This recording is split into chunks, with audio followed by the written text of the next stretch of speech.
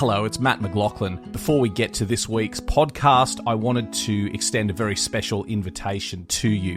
In August 2025, my signature tour is heading back to the Western Front, and I'd love you to come with me. We're going to explore the battlefields of France and Belgium and tell the entire story of the Australians during the First World War. It's going to be an amazing trip. We're going to visit the Somme, we're going to visit the Ypres Salient, French Flanders, famous battlefields such as Passchendaele, Pozieres, Villers-Bretonneux, Bullecourt, Fromelles, and many more. Now, this is the only tour I'm going to personally escort to the Western Front in 2025. So if you'd like to come with me, please don't wait. The tour sells out very, very quickly. It departs Paris on the 30th of August, 2025, and you can find full information at our website, which is battlefields.com.au. This episode is brought to you by Progressive Insurance. Do you ever think about switching insurance companies to see if you could save some cash? Progressive makes it easy to see if you could save when you bundle your home and auto policies. Try it at Progressive.com. Progressive Casualty Insurance Company and Affiliates. Potential savings will vary, not available in all states. Savor the best of spring with great everyday prices at Whole Foods Market. Yellow low price signs help you save money without compromising quality. Like on organic chicken breast and thighs, ground beef, and more. All with no antibiotics ever. Plus, brighten your plate for less with 365 by Whole Foods Market Brioche. Smoked salmon, cherry tomatoes, organic apples, and more. Shop low prices daily at Whole Foods Market in-store and online. To make switching to the new Boost Mobile risk-free, we're offering a 30-day money-back guarantee. So why wouldn't you switch from Verizon or T-Mobile? Because you have nothing to lose. Boost Mobile is offering a 30-day money-back guarantee. No, I asked why wouldn't you switch from Verizon or T-Mobile? Oh. Wouldn't. Because you love wasting money as a way to punish yourself because your mother never showed you enough love as a child? Whoa. Easy there. Yeah. Applies to online activations. Requires port in and auto pay. Customers activating in stores may be charged non-refundable activation fees. A Living History production. This is the Living History Podcast, broadcasting live across the airwaves.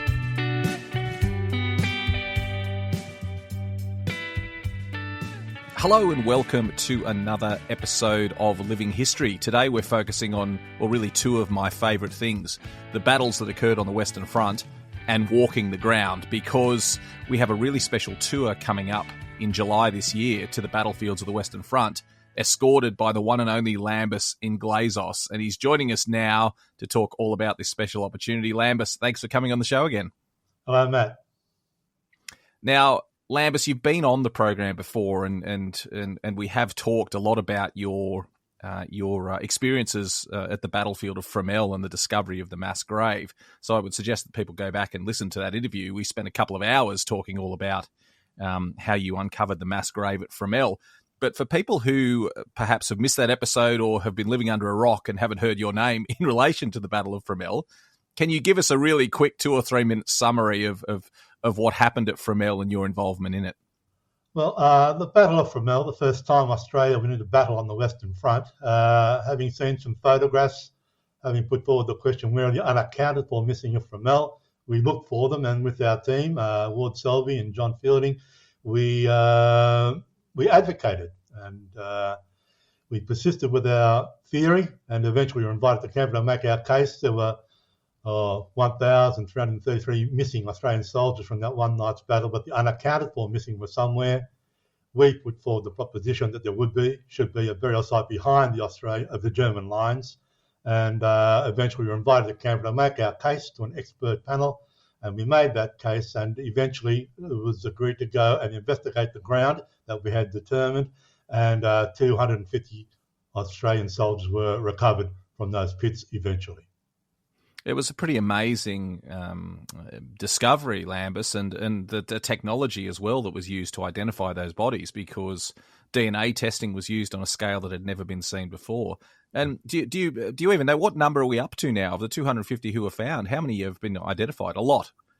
250 were recovered, 180 so far have been identified, and the process of identification will continue. And hopefully there will be more identified for this year's service on July 19. So it's an incredible. The search for DNA continues. It's an incredible achievement, mate, and I mean, it's a while ago now. It's been 15 years since the new cemetery opened at Fromelles, where the bodies were reinterred. How do you look back on it now? It must feel in some ways like a distant memory. As I said, we believed in our proposition. The confirmation was made, and we thank the Australian Army for having established and maintained a process which eventually brought us to confirmation and recovery. And 108 identified so far. Identifying one was wonderful, but 180 is sensational. And that process, as I said, will continue. Find and recover your war dead. So research and advocacy continues in Fromelles and elsewhere. Because it's not something that we should take for granted that war dead are being, recovered and identified, because the Australian government has a policy that it doesn't go out and actively search for war dead. That must have created some obstacles for you in the work that you're trying to do. There may have been a precedent set with Pheasant Wood Fromelles, but the UWCA, the Australian Army body, it's their mandate to find and recover. If you can make a strong enough case, they will investigate. So one very positive result is the fact that the Army History Unit, the UWCA, will actively seek and try and recover our war dead. So it's a wonderful result. Yeah, that's really great. I mean, the excuse to get you on here was you've got this fantastic tour coming up in July this year where you're going to be walking the ground with people again, and we're very privileged to be doing that in conjunction with you. So I wanted to talk about this feeling of walking the battlefields, and if I could be a little bit philosophical to kick it off, I mean, I'd ask you the question, why is it important to walk the ground? I mean, we can read so many great books about the First World War, we can watch documentaries, we can listen to podcasts like this one. Why is it important to get out there and actually walk the ground? I mean, is it important? Pilgrimage is not blood specific. It's people need to be able to get out there, walk that ground. Each battleground, each battlefield is different. Each cemetery is different. And the opportunity to walk the ground, to make that pilgrimage, if you will, to visit your soldier if he has a grave, or to see the name on an honour roll at Menin Gate or at Villers Bretonneux. It's important to get out there and see that, and to meet the people. More importantly, we also meet the people. We have a very strong network. We have good friends in Belgium and in France. But to make that pilgrimage, to walk the ground, makes it all that more tangible. You take away the anonymity of the stone by getting out there and walking that ground. What was it like for you the first time you walked the battlefields of the Western Front, Lambis? I'm a part of a group called the Friends of the 15th Brigade, and I wanted to go out to Fromelles to walk that ground. This will be my 12th visit to Fromelles, dwindling the kids' inheritance. But I think we have that obligation. They cannot be a logistic or a financial inconvenience. You get out there, walk the ground, find your war dead and recover them. Our American friends get it. They actively seek their walk dead. The British, they won't. We have found British burial sites, but they will not investigate. But to walk the ground makes all the difference, and each battlefield is different, and you get to make that pilgrimage. Had you been to Fromelles before you started doing this research into the grave at Pheasant Wood? I first went in 1996. I wanted to be there for the 80th anniversary, and I met a very good friend, Marcel Delabar, and I went again in 2002. But that time I went there with the specific question, where is Pheasant Wood? The person who began all of this Fromelles momentum, Robin Caulfield, good friend, founder of the Friends of the 15th Brigade. He wrote the book in 2000, Don't Forget Me cover, and he mentioned Pheasant Wood. And it was Jack Bowden's file, the only one in all 1,300 or more that mentioned Pheasant Wood. So I went there in 2002 with the question, where is Pheasant Wood? And eventually we found aerial photographs, and eventually we had an investigation, a confirmation, and a recovery. Absolutely wonderful. So you must have been to that site. You must have been to Pheasant Wood and stood there without realising you were standing on the graves of 250 blokes. I'd walked past Pheasant Wood many times, but I'd never, ever been there. Eventually, after we made our case to the expert panel, and German documents were found indicating that Pheasant Wood had been used for burial, I went over in 2007 for the non-invasive investigation, and Tony Pollard and his team from Guard were to come over the next day, so I went down there and walked that ground for the very first time. So I'd only been there that one particular time. It was a warm afternoon. I took the opportunity to have a rest in that lush grass. So I'd walked past it hundreds of times, but the first time I went there was in 2007. And was there a fear from you that you might have gotten the maths wrong, that you might have misread something, that they were going to dig up the ground, there'd be nothing there? If I'd been wrong, they would have found me bobbing in the Somme. But I was very confident in our research, no less anxious, but with the clever technology of 2007 and Tony Pollard, the finding of certain items, they went back in 2008 and confirmed that Pheasant Wood was indeed burial. And in 2009, Oxford Archaeology were given the job of recovery. So 250 soldiers were recovered. Some of us believe that all of them are Australian, those buried at Pheasant Wood.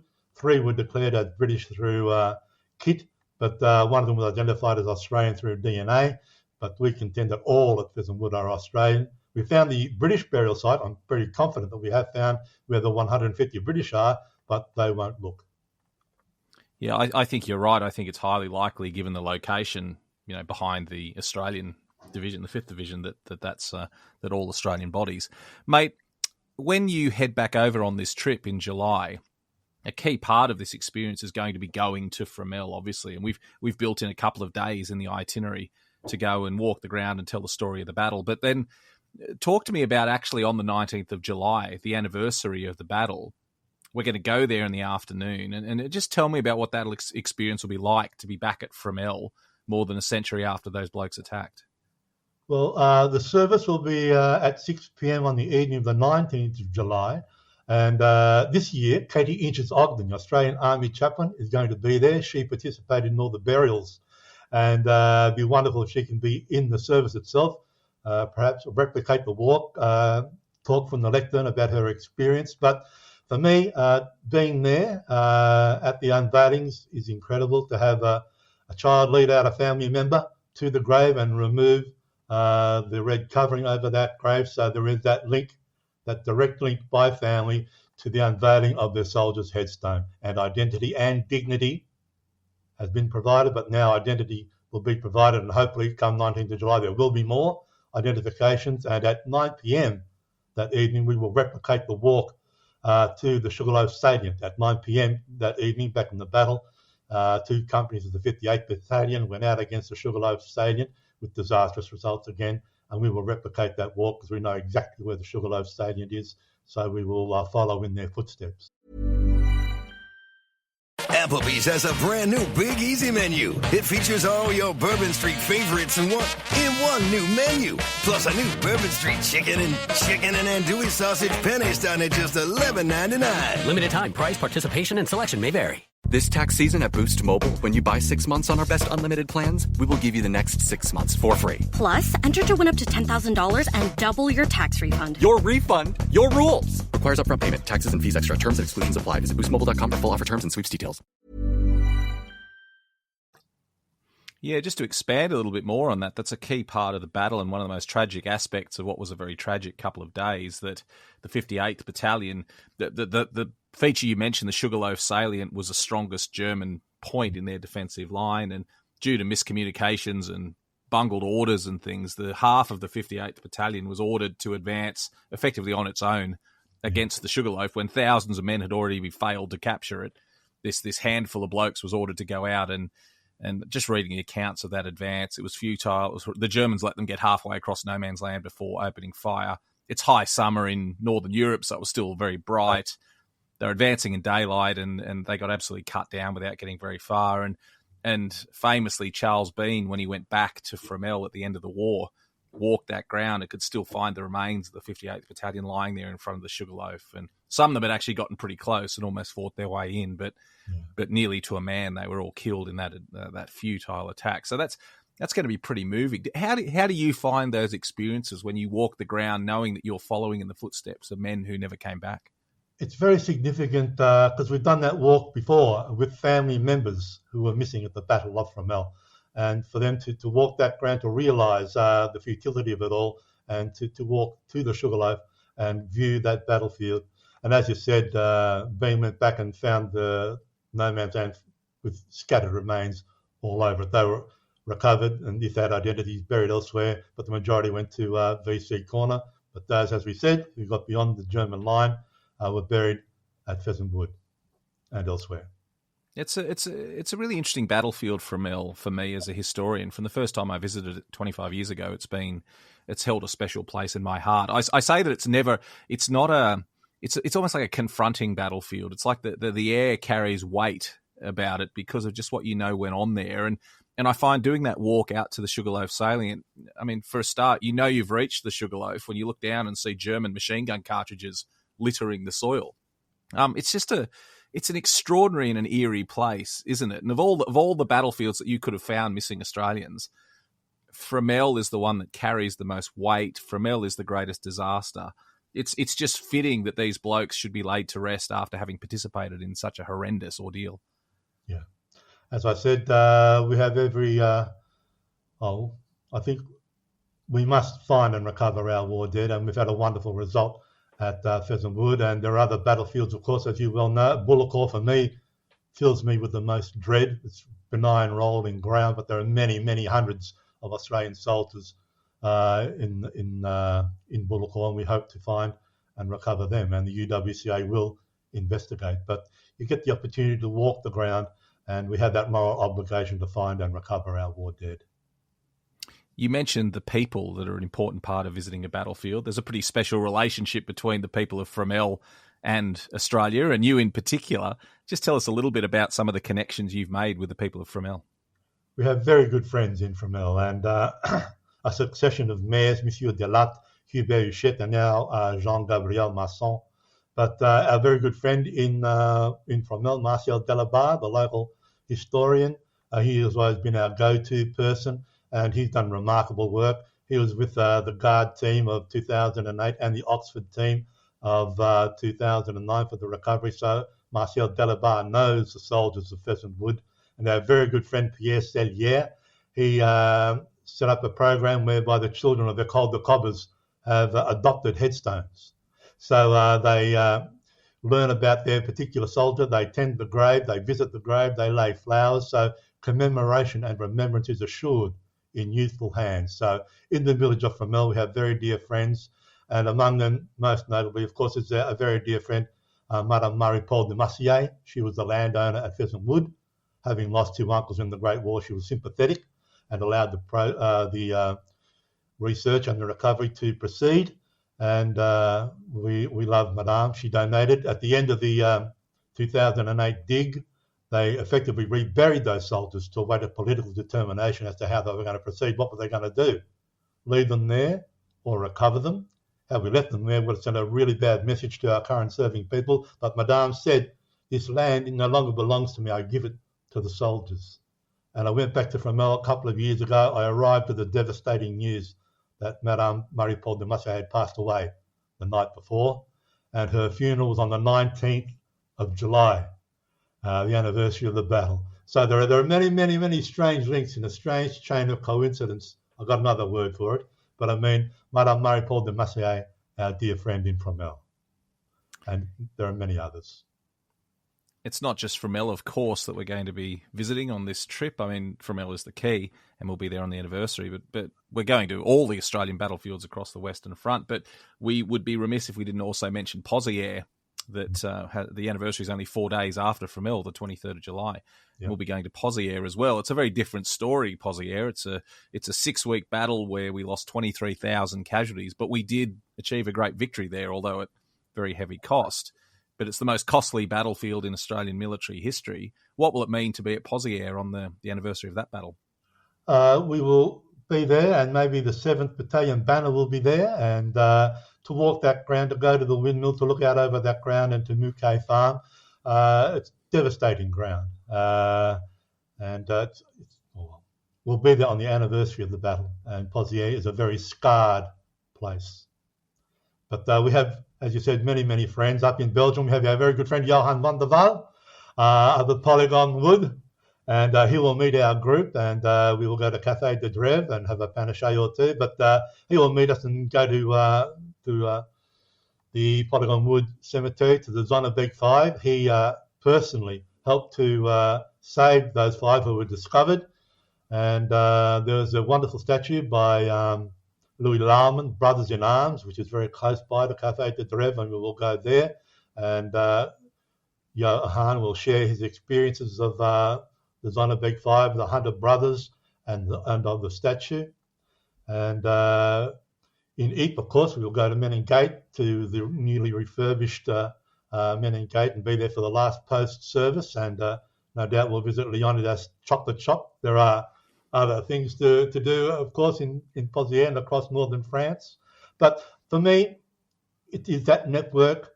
We meet the people, and as we all know, they are aware of the Australian contribution to the First World War. We'll go to Villers Bretonneux, who understand it completely. We'll go to the little museum there, and most notably, we'll meet the wonderful Colette Durand in Boulecourt, Hendecourt, and hospitality there. Colette and Claude Durand, along with Jean Letaille, the mayor of Boulecourt, they commenced and nurtured commemoration and remembrance in Boulecourt, and they've done remarkable work over the years. And hopefully we'll get to meet Colette Durand and have Boulecourt hospitality. But for me, we'll go there to the Boulecourt digger, the Corlett statue, to the cross in the field, and to the little chapel up on the Riancourt Ridge, and look out over that dreadful ground in which there are many, many hundreds of Australian soldiers. And we earnestly hope that the UWCA will get there and look for, confirm, and recover. You've mentioned Boulecourt, Polygon Wood. We talked about Pozieres and Fromelles. Are there other sites that you're really looking forward to getting back to? Are there other sites that really captivate you when you walk that ground? Recently, on a previous visit, we went to Vignecourt, which was the rest and recreation area where the remarkable photographs of diggers were found, and Kerry Stokes acquired that collection, the Tulier collection, and they now have a little museum there. And an Australian couple from Brisbane, Michael and Donna Fichtner, have acquired that museum and buildings, and will renovate them and have people visit and stay. So it's a place to visit. When you go to the Western Front, look it up, Vignecourt. They will have it for about 4 or 5 years and then return it to the village of Vignecourt. Fantastic. But there are remarkable photographs of the guys having their photos taken, and we now have that collection. We'll also go to a place called Naouz, which is an underground catacomb, and in there the Australians and many others graffitied their names across the walls. So there are other places to visit. We'll go to Mont-Saint-Quentin, the Mont-Saint-Quentin Canal, the Richthofen site, but Villers Bretonneux will be the main point there, which is the Australian Memorial to the missing. They have a museum there, and people can look to the walls on the honour roll for their particular soldiers. So for people going on the tour, there are those who have direct family links and those who had an interest in wanting to go back to the Western Front. Some people said with the passing of the centenary that interest would die away, but that's clearly not the case. In schools, it's on the curriculum. People are wanting to know more and more. There are lots of books being written. So visitation is ongoing. We find that with the tour company that more people than ever are wanting to go to the battlefield. So it's wonderful to see. I mean, I think we all would have understood if interest sort of died away a bit after the centenaries, but we haven't seen that at all. It's stronger than ever. So a lot of Australians are now going over there. It's just such a rewarding experience to get over there and walk the ground. Yeah. And when they realise there are Australians out there, the locals are very pleased to see them. No doubt we'll have a panache or two in La Canberra, in Boulecourt, but I think for those going on the tour and those who plan to go, the Western Front, you get there, you walk that ground, it makes all the difference. And if you want to get the chance to follow in the footsteps of your particular soldier, you do the research, and through your company, they get there and they make that pilgrimage. And other It's certainly going to be very special. We've got quite a few extra things included in this tour. We're going to visit the chateau at Batongue, where General Monash was knighted. We're going to get into the cellars and the ramparts of Ypres, where Monash had his headquarters, and other generals. We've got a lot of bonus inclusions on this tour as well. So it's going to be just a really great experience. I keep saying I'm actually not going to be there myself, which is very disappointing. But I wish. I'm tempted to jump on a plane and come over, because it's going to be a pretty special tour. And people can stay on or get there early and go to Paris or to Giverny, to Monet's garden. So it's an opportunity for people to visit and to go beyond. Yeah. Never need too much of an excuse to be in France, so it's going to be a great trip. So it's in July this year. It's coming up. I'll put all the information about the tour on the show links, but if you're listening to this, we'd love you to join us and join Lambis to walk this ground. And what a rare privilege to walk the ground with Lambis Englezos. It's going to be very special for those anniversaries of Fromelles and Pozieres. What a great experience. So it's available now on our website, which is battlefields.com.au. And if you want to join Lambis, it's a once-in-a-lifetime experience, so I would grab it with both hands. Lambis, it's going to be a great trip. Thank you for joining us today to talk all about it. Cheers. You're welcome. Thanks for listening. Don't forget to subscribe and leave a review for the podcast, and visit livinghistorytv.com for more great history content. This episode is brought to you by Progressive Insurance. Do you ever think about switching insurance companies to see if you could save some cash? Progressive makes it easy to see if you could save when you bundle your home and auto policies. Try it at Progressive.com. Progressive Casualty Insurance Company and Affiliates. Potential savings will vary. Not available in all states. If you're planning a trip to Europe in 2025, you can walk in the footsteps of the Anzacs. Our Western Front Explorer Tour spends 4 days exploring all the Australian battlefields from the First World War in the Somme, the Ypres Salient and Flanders. This is the only Australian tour that begins and ends in Paris, so it's a really great way to see those famous battlefields. Now, the Western Front Explorer Tour departs weekly between April and November, and it includes accommodation in the heart of the battlefields, deluxe transportation, and a range of extras that you only get on a McLachlan tour. And like all our tours, you'll be escorted by one of our expert historians who will bring the story of the Anzacs to life. This itinerary has been personally designed by me, and all the historians are my friends and colleagues, and I've hand-picked them to lead these tours. This really is a brilliant way to see the battlefields. It's the 4-day Explorer Tour, departing weekly from Paris, and for more information, you can visit battlefields.com.au.